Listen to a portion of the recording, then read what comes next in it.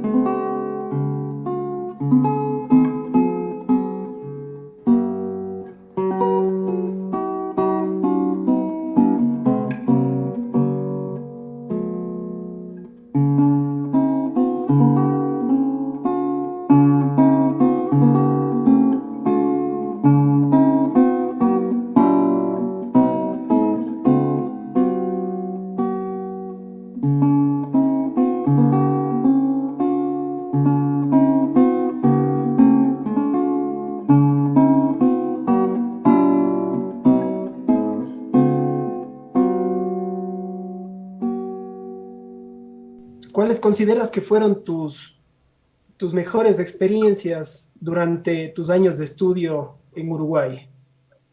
La posibilidad de dar conciertos desde muy joven me permitió viajar dentro de Uruguay a distintas provincias.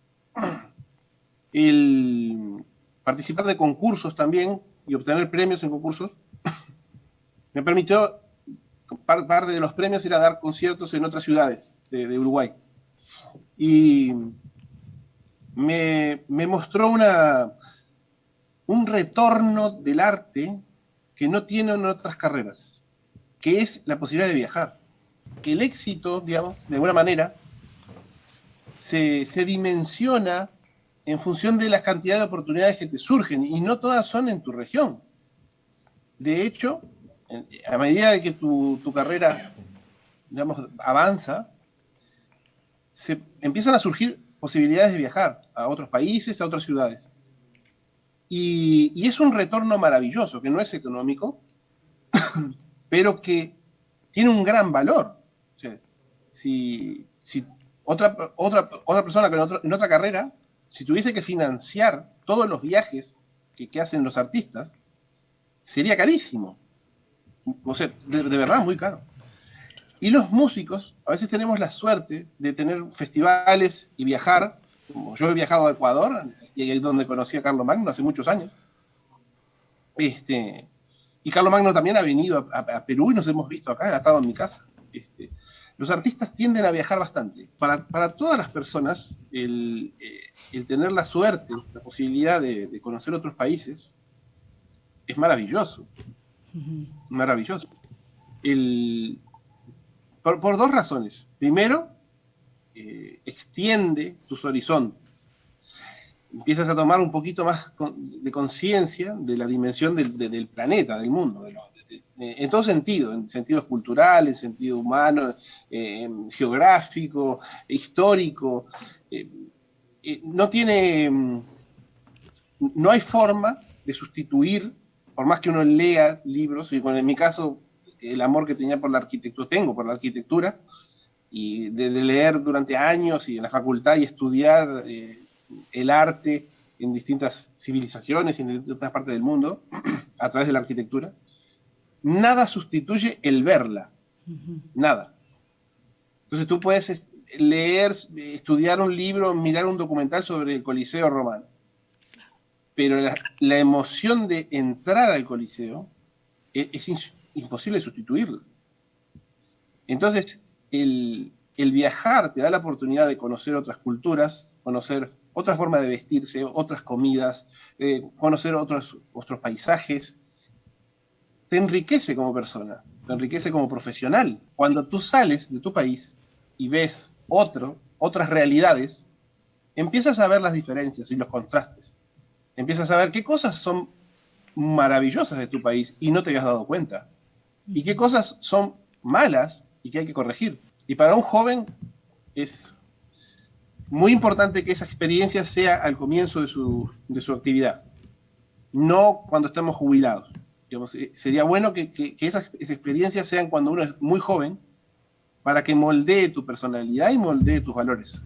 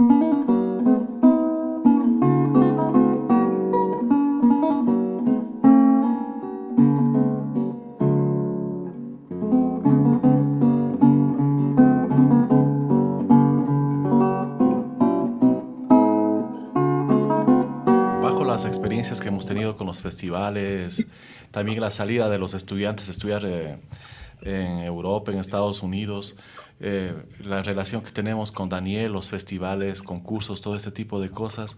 Entonces está la apertura para crear redes internacionales de amistad, de propuestas profesionales, ¿no? Que son muy positivas para todos los artistas. Inclusive algo muy importante en la primera parte de Daniel sobre la situación económica, ¿no? Es una buena profesión, pero como cualquiera, pero logrando todos los objetivos de estudio, ¿no? Entonces me parece muy importante las palabras de Daniel en ese punto y haciendo los análisis respectivos, ¿no? ¿Cómo te conectas? ¿Cómo puedes aconsejar a un músico, un director de orquesta, el conectarse con otras orquestas y el representar a tu país? ¿Qué experiencia te ha dado esto? Bien, es exactamente lo que está comentando Carlos Magno. Ujú. Cuando uno no conoce a nadie fuera del país, es difícil generar algún tipo de anclaje. O sea, no conoces a nadie, entonces no hay forma de que puedas hacer un concierto o lo que fuera.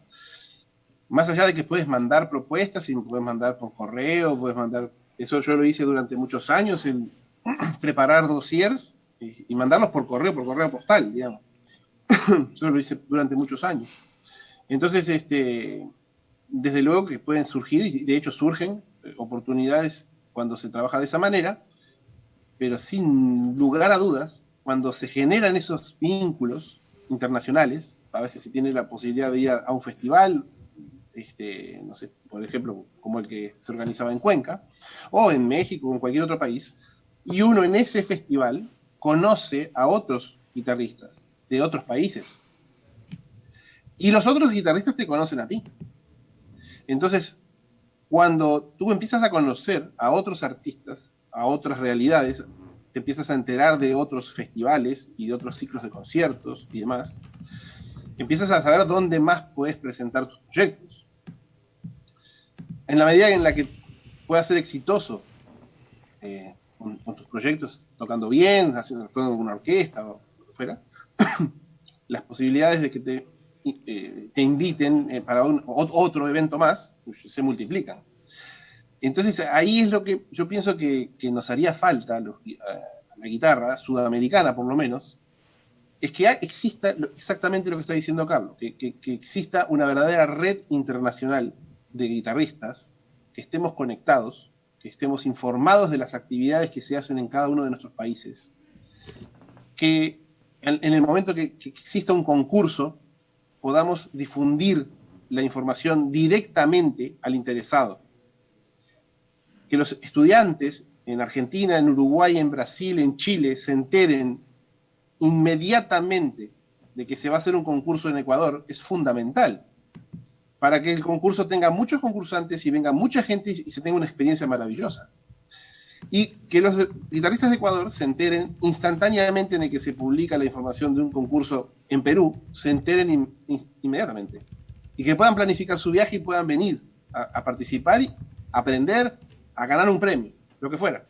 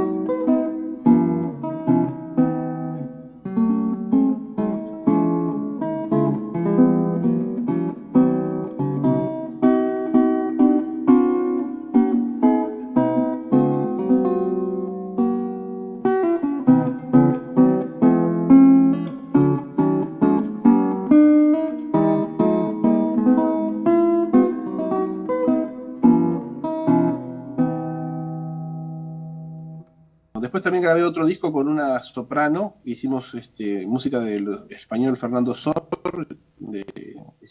de Mozart también, unas áreas de Don Giovanni. Ahora estoy haciendo también dúos con una cantante, con una soprano de aquí de Perú, que es Silvia Rengifo, y vamos a dar un concierto en el Festival Internacional de Guitarra del Instituto Cultural Peruano Norteamericano, ahora en abril.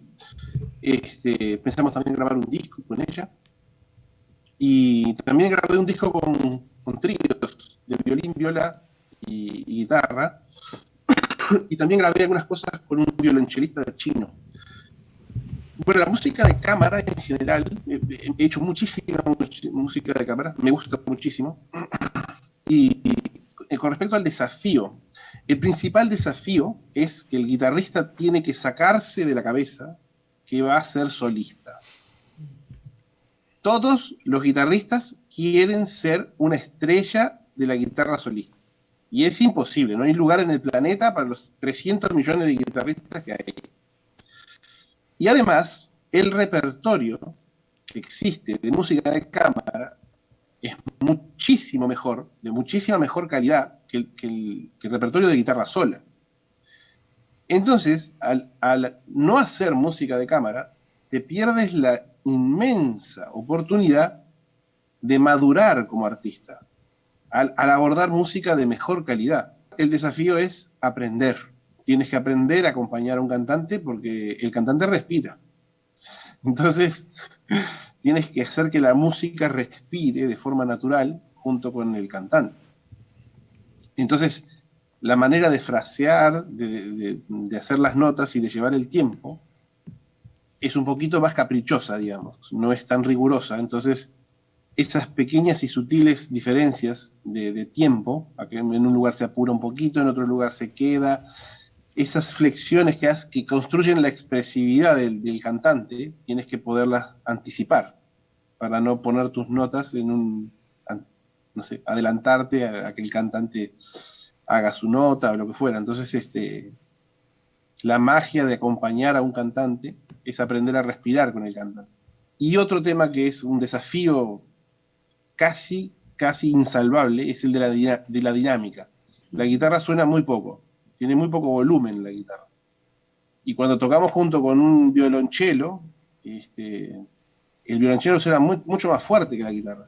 Cuando tocamos con una cantante, la cantante de ópera, empiezan a hacer unas notas muy fuertes, literalmente parece que está gritando, y es imposible escuchar una nota de guitarra. Entonces, el desafío enorme de hacer música de cámara es desarrollar tu sonido, tu capacidad, tus competencias de la mano pulsante, ya sea que toques con la derecha o que seas zurdo, lo que sea, la mano que pulsa la cuerda, tienes que desarrollar una técnica diferente, un poco diferente, más que puedas proyectar un sonido más potente, puedas tocar más fuerte, digamos, de la calidad del instrumento. Necesitas tener un instrumento de muy buena calidad. Y eso puede ser también otro desafío, el tener los recursos económicos para poder tener un instrumento de buena calidad.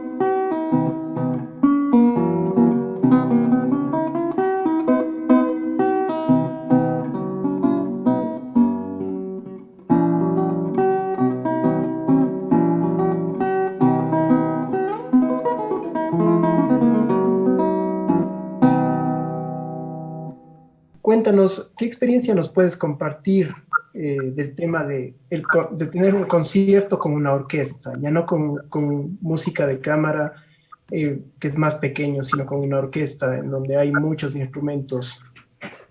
El mayor desafío que pueda existir va a ser siempre, en cualquier instrumento, un concierto para instrumento solista y orquesta. O para la guitarra podría ser, no sé, concierto Castelnuovo Tedesco o el Aranjuez. Es un desafío técnico, es decir, es lo más difícil que puede llegar a tocar. No hay nada más difícil. Esas grandes obras son extremadamente virtuosísticas. Extremadamente. Un guitarrista profesional, de verdad, tiene que poder tocar un concierto para guitarra y orquesta, cualquiera sea, sin amplificación.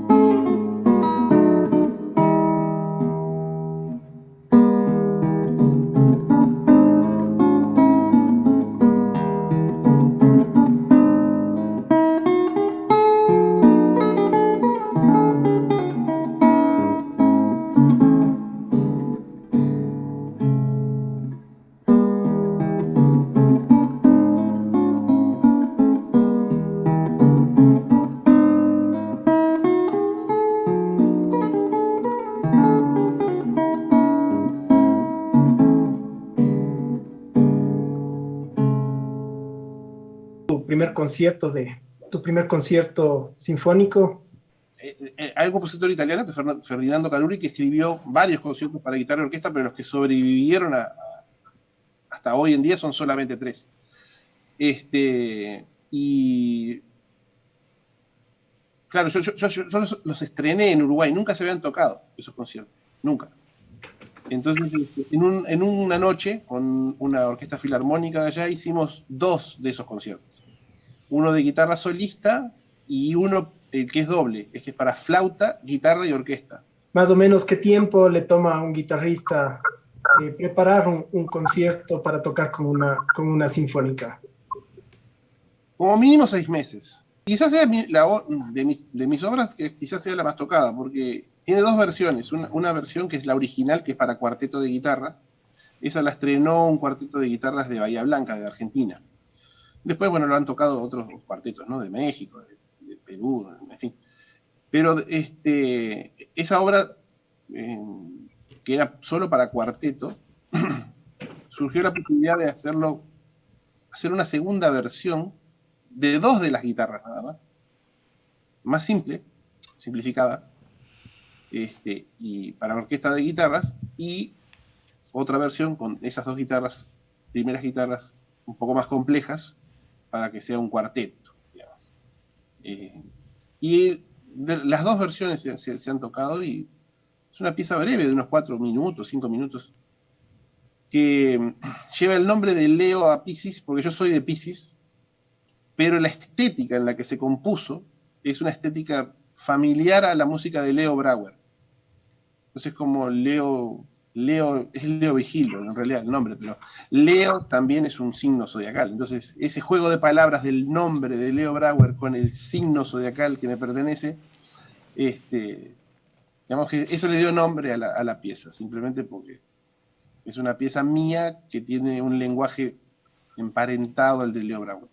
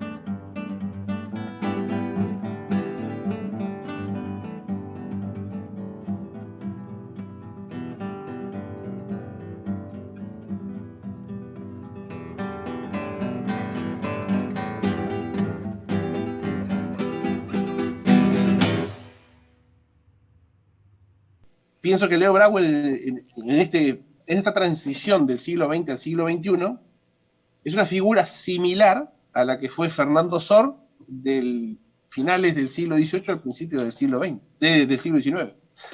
Entonces, pienso que somos unos privilegiados de la historia en conocer a un grande de la guitarra así, de una dimensión así, ¿no? Que solamente existen, no sé, 5 o 4 en toda la historia de la guitarra. Se han publicado como, bueno, no recuerdo, varios, se han publicado como 21 libros, pero muchos son ediciones de conciertos barrocos y clásicos, en los que he trabajado mucho, y algunas son piezas de mi autoría. Por ejemplo, hay 2 conciertos para guitarra y orquesta. Yo compuse 2 conciertos para guitarra.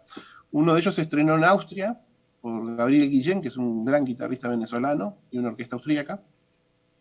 Y el otro se lo dediqué a un guitarrista mexicano de Pachuca, Hidalgo.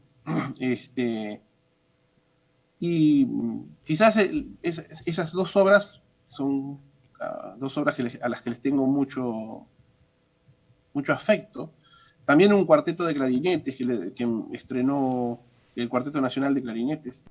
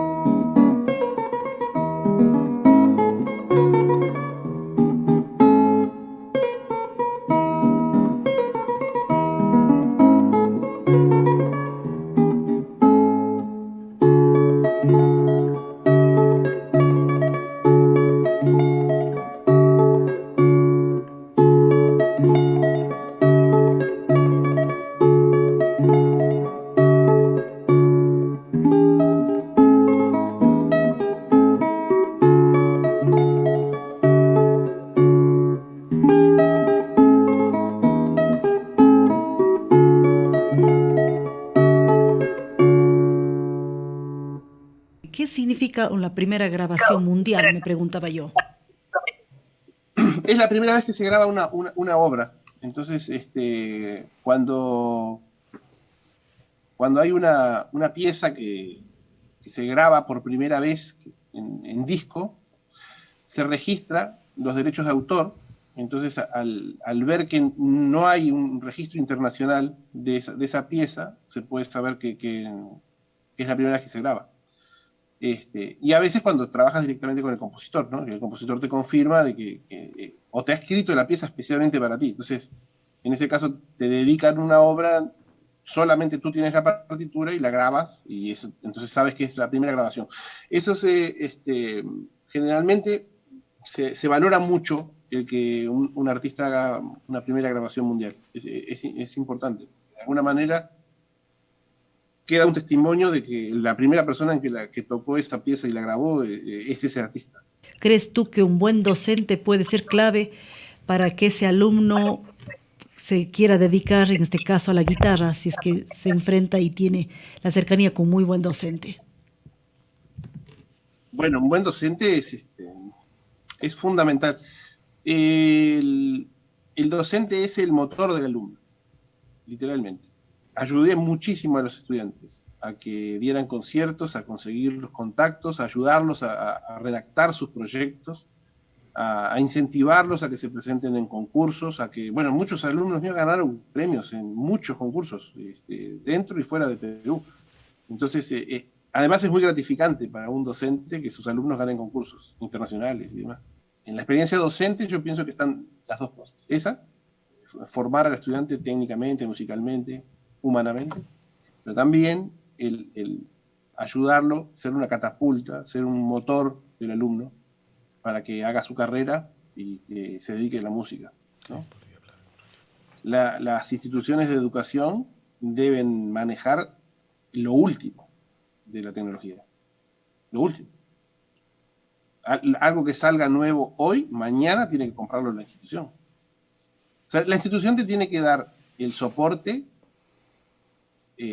técnico, profesional, para que tú te desempeñes en la sociedad de forma eficiente. Ese es el objetivo de la educación, digamos. La institución educativa, si cumple con su función, tiene que preparar a un estudiante en competencias que le van a ser útiles a esa persona y a la sociedad en los próximos 30 años.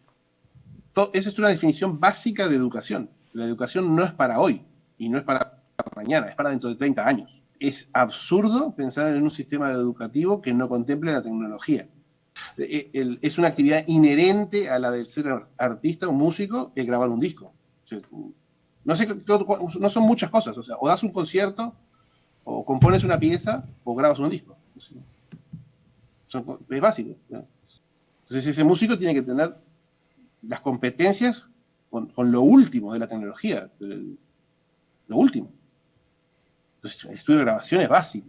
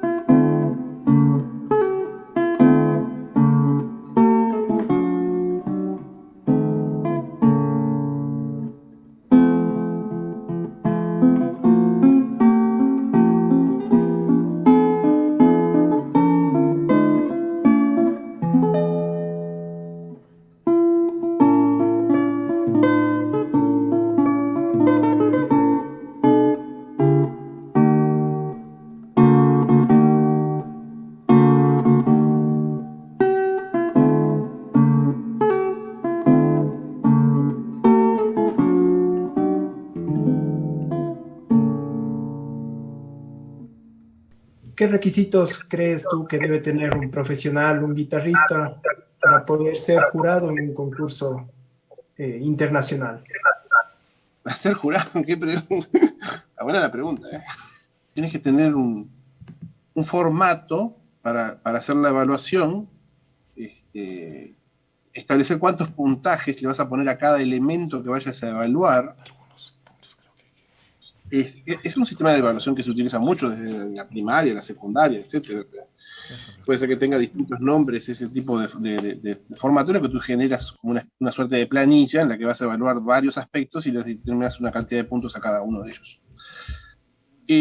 En general, lo que digo que la característica que tiene que tener el jurado para ser eficiente en el jurado es no ser tendencioso. El no tener una preferencia por un artista, por su nacionalidad, por su repertorio, por su aspecto, por lo que se puso una ropa u otra, o por la guitarra, la marca de la guitarra con la que toca. Y un rigor para hacer la evaluación que sea absolutamente académico.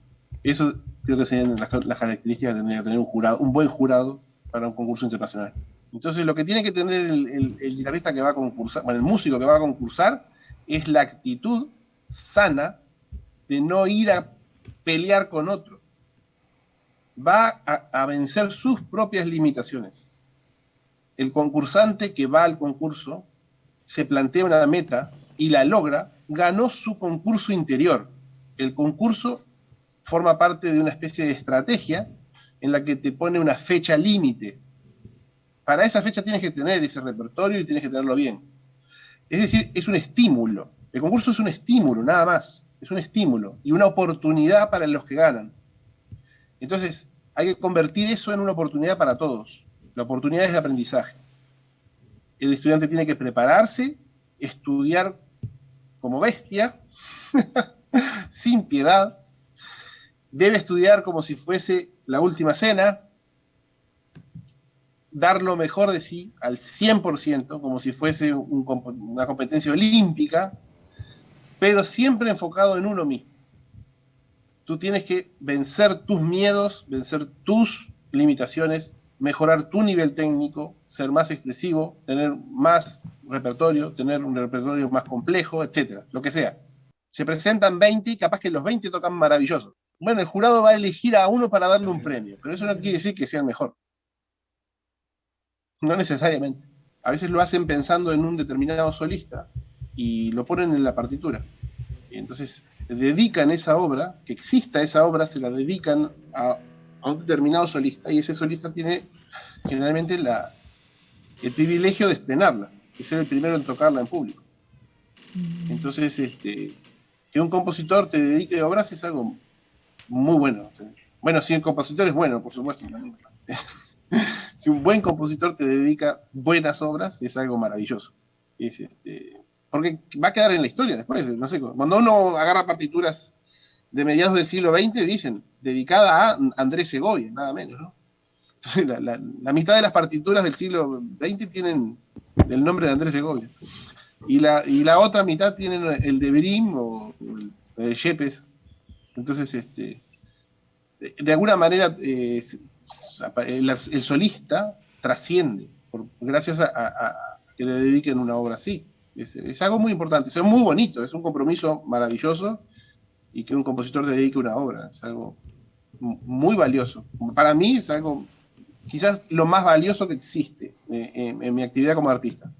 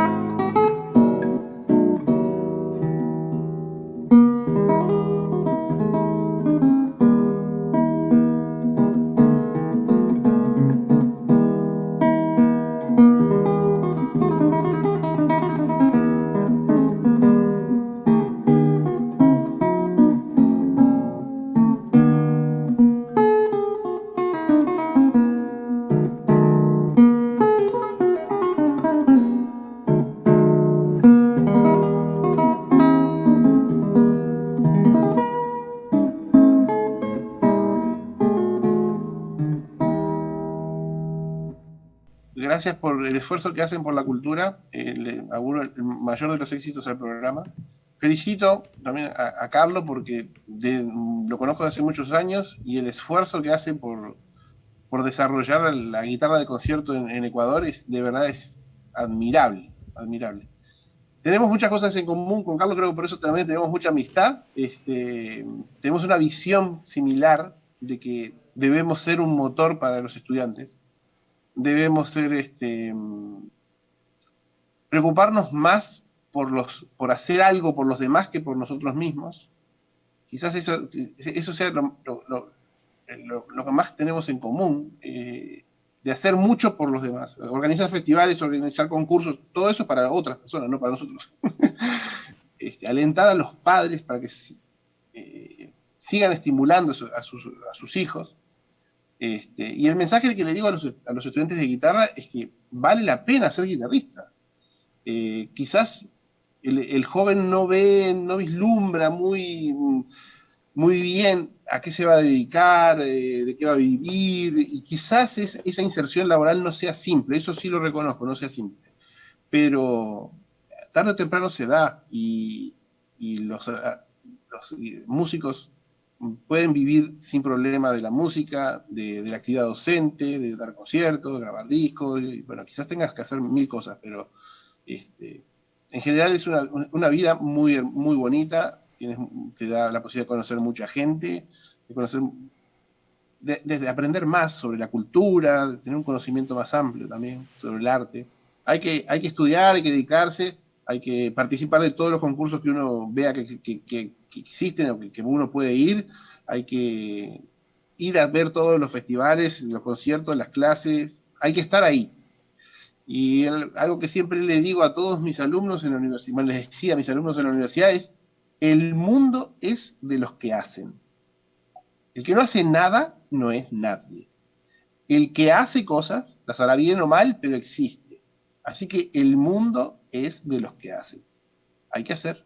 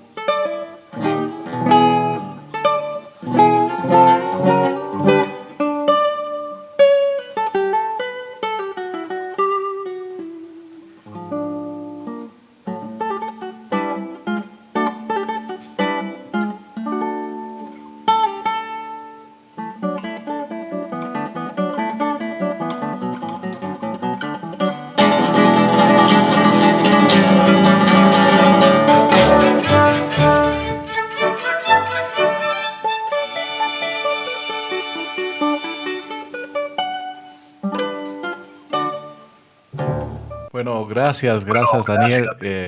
Importante la entrevista, importante el sustento que das para la juventud, para todo el sector artístico, cultural, para toda la población, la comunidad. A mí me queda más que agradecerte. Agradezco también a Clever Pinos, a Radio Cuenca, a todo el equipo que han apoyado para esta transmisión. Gracias, Luquita, gracias con todo cariño, ¿no? Eduardo, ya le dejo a Eduardo para que se despida también y adelante, adelante. Abrazos. Gracias, Daniel. Un abrazo, Eduardo, No, Clever y a todos. gracias. Gracias. Muchas gracias por todo y por tus comentarios.